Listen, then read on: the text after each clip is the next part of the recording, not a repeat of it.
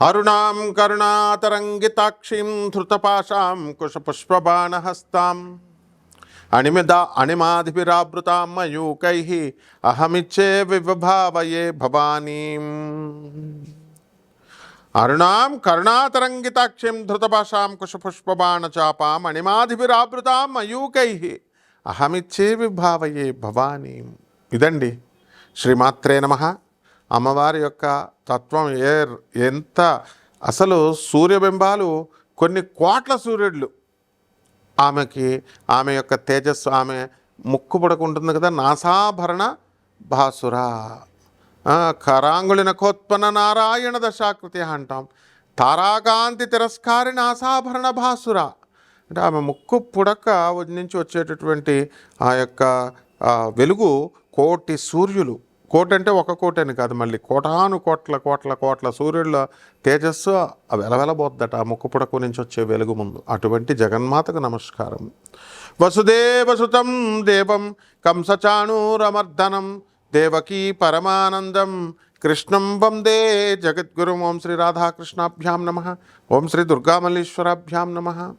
మనందరికీ కూడా జీవితంలో బాగుపడాలి అంటే గురు మహాదశ రావాలి అని వెయిట్ చేస్తూ ఉంటాం, లేదా శుక్ర మహాదశ రావాలి అని వెయిట్ చేస్తూ ఉంటాం. ఈ రెండు దశల్లో ఏ దశ మంచిది అంటే గురు మహాదశే మంచిది. ఎందువల్లంటే శుక్రుడు నీకు పిల్లల్ని ఇస్తాడు, కార్లు ఇస్తాడు, బంగళాలు ఇస్తాడు, అన్నీ ఇస్తాడు. కానీ ఆయన భూలోకం చుట్టే తిప్పుతాడు నిన్ను, ఇక మోక్షం రానివ్వకుండా ఇక్కడే బంధించేస్తాడు. ఆయన స్పెషల్గా ఆయన శరణ వేడి, ఆయన కూడా గురువే కాబట్టి ఆయన ప్రాధేయపడితే అప్పుడు శుక్రుడు ఏమైనా వదిలితే 1,00,00,000 మందిలో ఒకటికి మోక్షం దారి చూపిస్తాడు. ఎందుకంటే ఆయన భూలోక సుఖాలకు అధిపతి ఆయన. మరి అటువంటి శుక్రాచార్యుడికే శిష్యుడైనటువంటి మన బృహస్పతి గురుగ్రహం కనుక అనుగ్రహం ఉంటే ఏమంటామంటే బుద్ధిలో బృహస్పతిలా ఉండాలి అంటాం. మన జీవితాలు మారిపోతాయి. చాలామంది చూడండి మంచోళ్ళతో స్నేహం చేయరు, చెడ్డోళ్ళతో స్నేహాలు చేస్తారు. ఎందువలన అంటే వాళ్ళ గురువు వీక్ అయిపోయినప్పుడు అంతే అనమాట. మంచోళ్ళకి పండితుల విలువ పండితులకే తెలియాలి. అలాగా ఒక బిల్డింగ్ కట్టినటువంటి తాపీమేస్త్రి ఇంకొక తాపీమేస్త్రే అర్థం చేసుకోగలుగుతాడు. ఒక పండితుడిని ఇంకొక పండితుడు అబ్బా బాగా చెప్తారా. మాకు భట్టిప్రోలు విజయలక్ష్మి గారిని ఉన్నారు పాపం. ఆవిడ నన్ను చూసి పాపం ధర్మ సందేహాలు బ్రహ్మాండంగా చెప్తారు. డబల్ పోస్ట్ గ్రాడ్యుయేటు, పిహెచ్డి చేశారు. నన్ను చూసి ముల్లపూడి వారా మీరు అని అడిగింది. అవునమ్మా అన్నాను. గొప్ప పండితులు అంది. లేదమ్మా నేను మీ అందరి శిష్యుడిని, నాకు గురువుగా ఉండడం ఇష్టం లేదు, శిష్యుడిగా ఉండడమే అని. మరి ఆ తల్లి ఎలా చెప్పింది? అందువలన మన అందరం ఏంటంటే అండి, ఎప్పుడు కూడా గురువు లాభములో ఉన్నప్పుడు మనకి అడవిలో పడేసిన వాడు బ్రహ్మాండంగా కోటీశ్వరుడైపోతాడు. గురువు కేతువుతో కలిసాడు అనుకోండి, మనకి ముస్లిం అమ్మాయి మనకి భార్యగా రావడానికి అవకాశాలు ఉంటాయి. కొంతమంది వ్యక్తిగత జాతకాలు కూడా ఫేవర్ అవ్వాలి. తర్వాత ఈ యొక్క గురువు రాహుతో కలిస్తే గురుచండాల యోగము అని అంటాం. అంటే అప్పుడు మంచి స్థాయికి వెళ్ళిపోతున్నప్పుడు ఒక చెడ్డ స్నేహితుడు వస్తాడు, ఒక సలహా ఇస్తాడు, ఏదో చెత్త సలహా, అది వింటాము, మనం వెళ్ళి ఇబ్బందుల పాలవుతాం. కాబట్టి ఈ గురుడు ఎప్పుడు కూడా ఎంత పవర్ఫుల్ అంటే అత్రి మహర్షి అనసూయ దంపతులు ఇద్దరూ కూడా తపస్సు చేస్తూ ఏమని అడుగుతారు, అందములో చంద్రుడంత అందం ఉండాలి, బుద్ధిలో బృహస్పతి అంత తెలివి ఉండాలి, అటువంటి కొడుకుని నాకు అని గురుచరిత్రలో మరి వీళ్ళంతా కోరుకోవడం ఉంటుంది. అంటే దేవతల గురువు బృహస్పతి శివుడి యొక్క శివలింగ రూపంలో ఉంటాడనమాట. కాబట్టి అటువంటి గురువు మంచి స్థానాల్లో మనకు వచ్చినప్పుడు బ్రహ్మాండమైనటువంటి ఫలితాలు మనకిస్తాడు. మనకి యశస్సు, కీర్తి, ధనము, ఇళ్ళు, పెళ్ళాలు, తర్వాత స్థలాలు, ఇక అధికారము. ఎంత గొప్ప అధికారం అంటే రాజ్యాధికారాన్ని కూడా ఇస్తాడు. అటువంటి గురువుని మనం బలం చేసుకుంటూ ఉండాలి రోజు రోజుకి. గురుబలం పెరగాలంటే అని మనకు చాలామంది ఇప్పుడు వీడియోల్లో చెప్తున్నారు. అసలైంది చెప్పరు.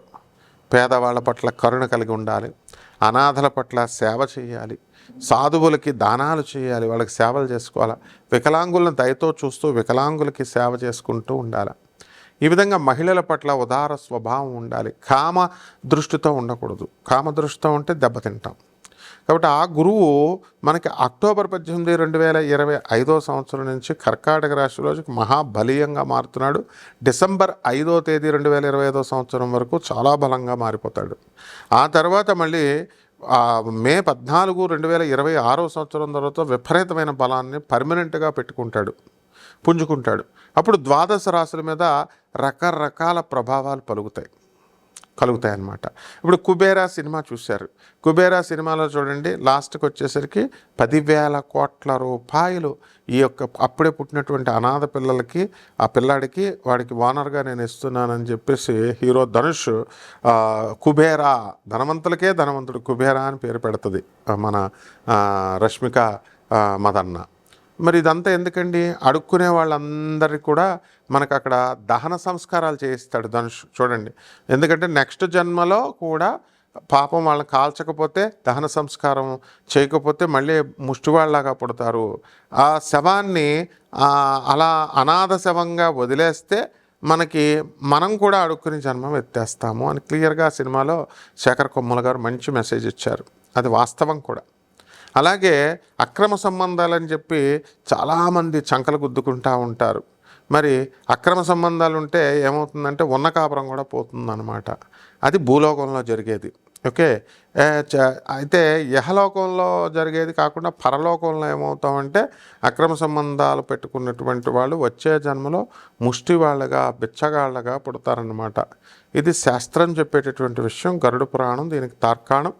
మరి అది డైజెస్ట్ కాదు మనకి. ఏంటంటే అది ఏమంటే వచ్చే జన్మ ఎవరు చూస్తారండి, వచ్చే జన్మ కదా అప్పుడు చూసుకోవచ్చు.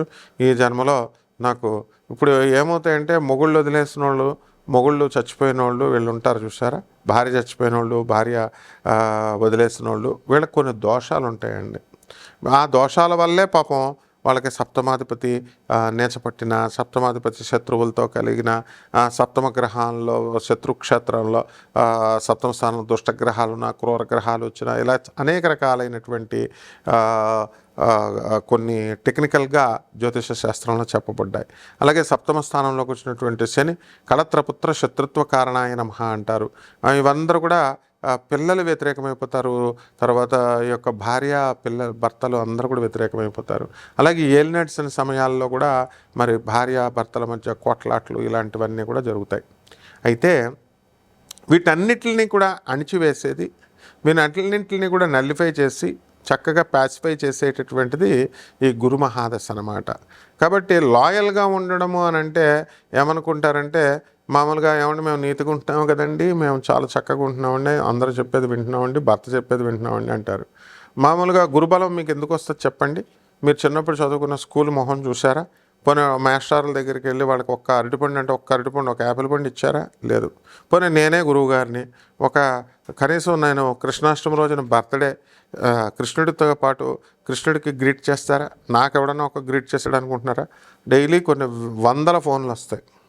సంవత్సరాలుగా మా గురువుల దగ్గర మేము మరి మా పురాణ పండిత రాధాకృష్ణమూర్తి గారు, మధుర కృష్ణమూర్తి శాస్త్రి గారు, ఇలా మా గురువులందరూ కూడా గరికపాటి నరసింహారావు గారు, ఇలా వీళ్ళందరూ మన గురువులే.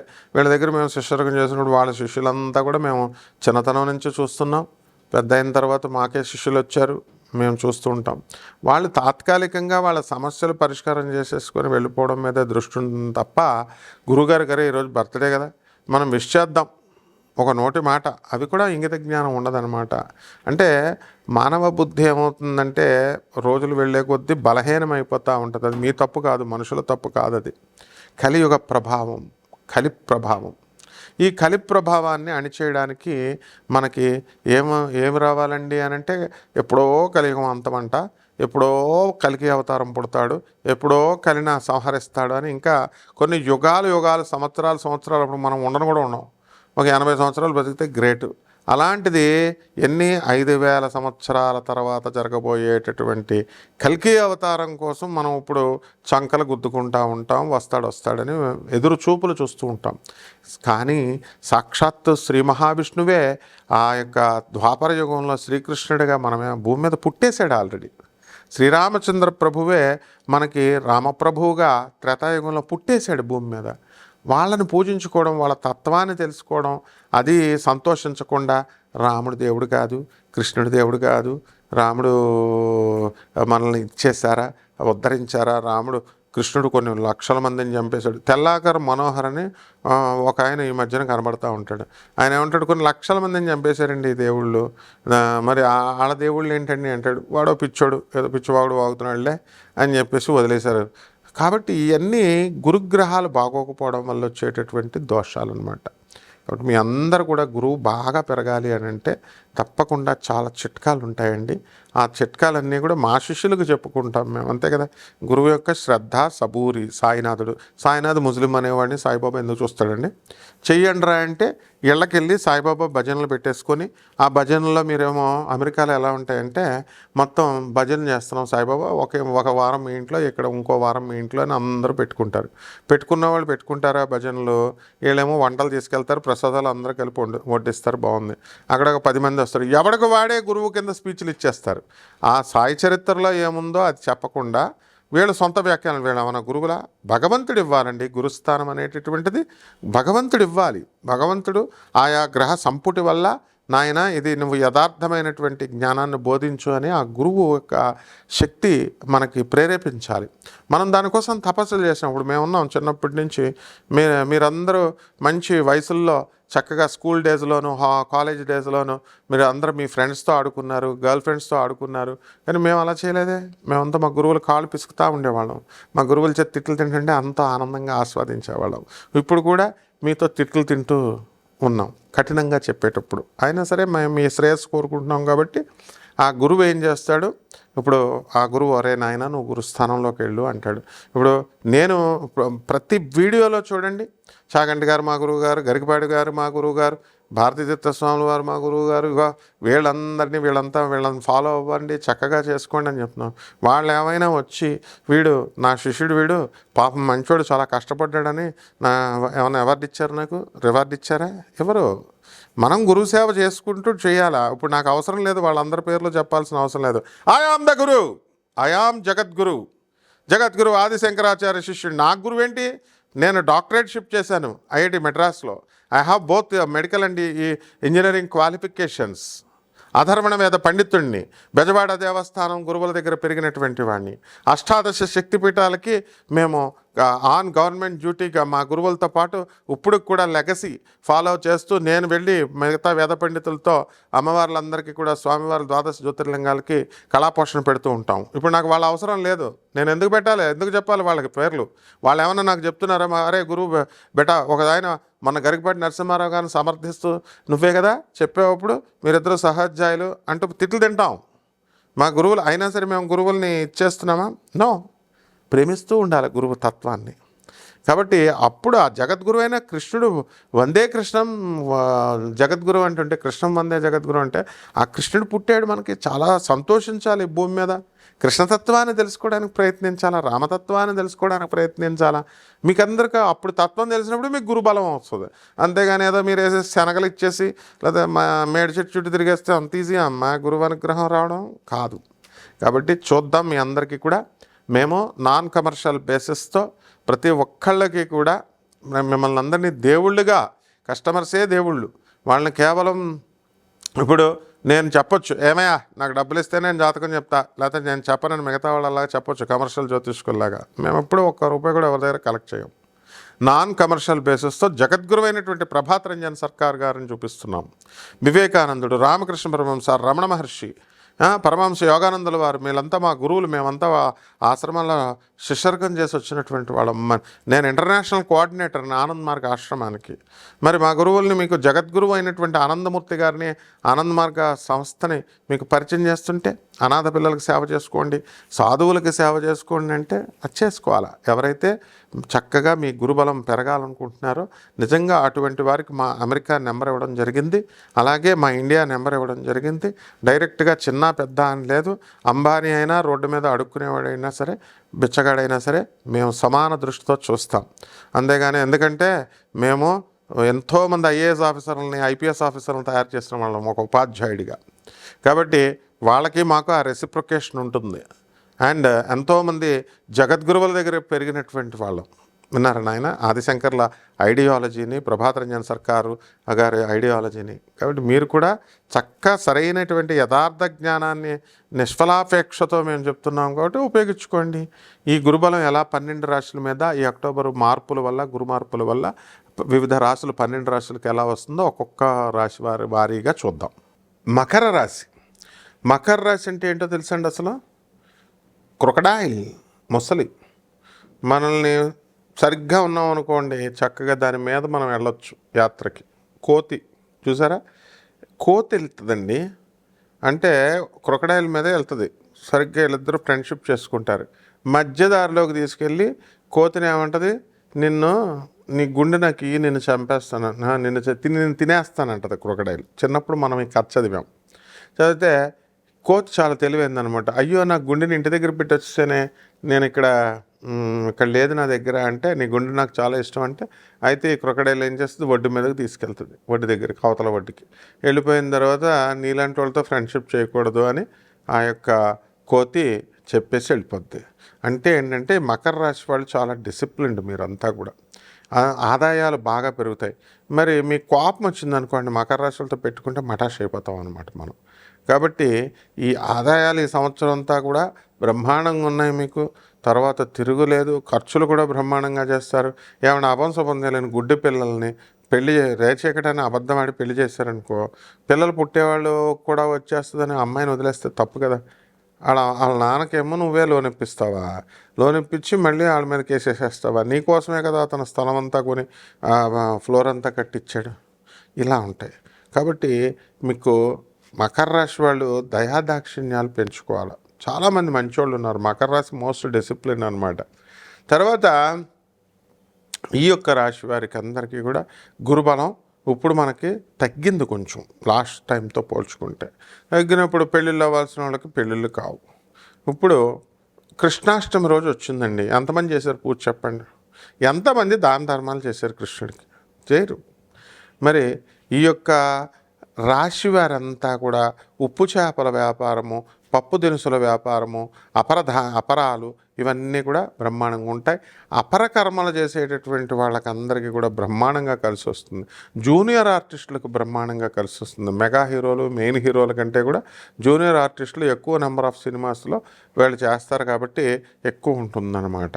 అసలు మకర రాశి వాళ్ళు ఎలా ఉంటారంటే మనతో పాటే మధ్యాహ్నం దాకా మాట్లాడతారు, బుడుక్మని మాయమవుతారు. ఎక్కడున్నాడు మౌళి అని అడిగితే తిరుపతి వెళ్ళిపోయాడు అంటారు. అంత మహాభక్తులు అయిపోతారు మీరంతా కూడా. కాబట్టి ఈ మకర రాశి వాళ్ళంతా కూడా మీకు తిరుగు లేదు. కోర్టు కేసుల్లో మీకు అనుకూలంగా మీకు తీర్పులు రావు. మీ పెళ్ళం మీద వేసినటువంటి కేసులు, బయట వాళ్ళ మీద వేసిన కేసులు సక్సెస్ అవుతాయి. ఆడవాళ్ళ మీద వేసి అబలల మీద వేసిన కేసులు మీరు ఓడిపోతారు. అక్కడ కృష్ణుడు చూస్తాడమ్మా మిమ్మల్ని అందరినీ కూడా. కృష్ణుడు లేడు, మమ్మల్ని ఏం పట్టించుకోవట్లేదు అనుకుంటున్నారా? అన్నీ చూస్తాడమ్మా. మీకు డబ్బులు ఇస్తాడు కూడా బ్రహ్మాండంగా. మీరు ఈ మకర రాశి వాళ్ళకి అద్భుతంగా ఉంది. కాకపోతే ఏంటంటే మకర రాశి వాళ్ళకి ఒక డేంజర్ ఉంది. పార్టీలు ఎక్కువైపోతాయి ఈ సంవత్సరం మీకు గురుబలం వల్ల. తర్వాత ఎందుకంటే రాహువు ఉన్నాడు ధనస్థానంలో, కఠినంగా మాట్లాడతారు. మాట్లాడండి. కనీసం ఆ పార్టీలు ఆపమన్నా మేము గురువులు ఎంతమంది చెప్పినా ఆపరనమాట. పోనీ సమర్పించేది మీకు ఒక చిట్కా చెప్తాను. ఓం శుక్రాచార్యాయ నమః అంటూ ఆ యొక్క మందు తాగేటటువంటి అలవాటు ఉన్నవాళ్ళు చక్కగా ఇలా శుక్రుడికి సమర్పించన్నా తాగని కొంతలో కొంత బెటర్. తర్వాత ఇక పరిహారాల దగ్గరికి వచ్చేసరికి ఏం చేయాలంటే మనకి మకర రాశి వాళ్ళు మనకి తాగుడు తగ్గాలి కదా. అందువలన రాహు జపం చేయండి, రాహుస్తోత్రాలు చదవండి. రాహు కిలోం పావు మినుముల్ని ఆవుపేట రంగు ఉన్నటువంటి వస్తువులను ఇచ్చి పేద బ్రాహ్మణులకి శనివారం నాడు ఉదయం 8 గంటలకి దానం చేసుకోండి. మీరు చక్కగా బ్యాంకాక్ వెళ్తారు. నేను చెప్తున్నాను, నాది హామీ. తర్వాత చక్కగా మీరు మేడి చెట్టు దత్తాత్రేయుని దత్తుని నమ్ముకోండి. అండ్ మీరంతా కూడా ఎలా ఉంటుందంటే ఇండిపెండెన్స్ డే వచ్చింది కదా అని గాంధీ మహాత్ముడి పార్టీలోకి, మళ్ళీ పార్టీ అయిపోగానే పౌర్ణమి వచ్చింది కదా అని దత్తు పార్టీలోకి గాణగాపురం వెళ్తే కుదరదు. ఏదో ఒక పార్టీలో ఉండాలన్నమాట. కాబట్టి ఈ రకమైన స్థిరమైనటువంటి మెంటాలిటీ కనుక నేర్చుకుంటే మీ వ్యూస్ బ్రహ్మాండంగా వెళ్ళిపోతాయి అన్నమాట. ఉన్నారా నాయన? అంటే మీ జనం, మీ భార్య మీకు ఓట్లేస్తుంది, మీ మీ ఫ్యామిలీ మెంబర్స్ మీకు ఓట్లేస్తారు, వ్యూస్, లైక్స్, షేర్స్ బ్రహ్మాండంగా వెళ్తాయి. మేము ఎంత బాగా చెప్పినా నీతులు చెప్పినట్టు ఉంటుంది కాబట్టి గురువులు చెప్పేది అంత రుచించదు. అదే లవర్స్ చెప్పేది బ్రహ్మాండంగా ఏమైనా సొంపుగా ఉంటాయి, వాళ్ళు కసా కసా చేసేస్తున్నా సరే. కాబట్టి ఈ పరిహారాలన్నా జాగ్రత్త చేసుకోండి. మీరు నా శిష్యులు కాబట్టి మరి చక్కగా ఉండాలని కోరుకుంటున్నాం. మరి ఆ కృష్ణాష్టమి మరి జరిగింది. కృష్ణాష్టమి రోజున ఈ గురుగారు పుట్టాడు. ఇన్ని సంవత్సరాల నుంచి ఇన్ని వేల వీడియోల్లో కృష్ణాష్టమి నా బర్త్డే అంటున్నాను. ఎంతమంది చూస్తున్నారు, ఫ్రీగా చెప్తున్నాం. మీరు అర్ధరాత్రులు అడిగినా ఫ్రీగా చెప్తున్నాం. అసలు అభిమానం ఉందా మీకు? గురువు అనుగ్రహం ఎలా వస్తుంది చెప్పండి? ఇమీడియట్ మీరు చదువుకున్న టీచర్స్ దగ్గరికి వెళ్ళండి, బట్టలు పెట్టండి, యాపిల్స్ ఇవ్వండి. అంతేగాని చుట్టూ తిరుగుదామా, ఈ యొక్క రెమెడీస్ ఒక 60,000 పెట్టి హోమాలు చేయించేద్దామా, ఇవన్నీ అవసరం లేదు. రక్తం చిందించి రక్తం అంత ఖర్చు పెట్టి మీకు పాఠాలు చెప్తే మీరు ఈ రోజున సాఫ్ట్వేర్ ఇంజనీర్లుగా అమెరికాలో విలాసవంతంగా బతుకుతున్నారు. విన్నారా నాయన? ఖుషీగా గడుపుతున్నారు డాక్టర్లుగా. కాబట్టి డోంట్ ఫర్గెట్ యువర్ టీచర్స్. తప్పకుండా మీకు గురుబలం పెరుగుతుంది. ఓం నమః శివాయ. ఓం నమః శివాయ. సుబ్రహ్మరెడ్డి అంత గొప్పవాళ్ళు అయిపోతారు. శుభవస్తు.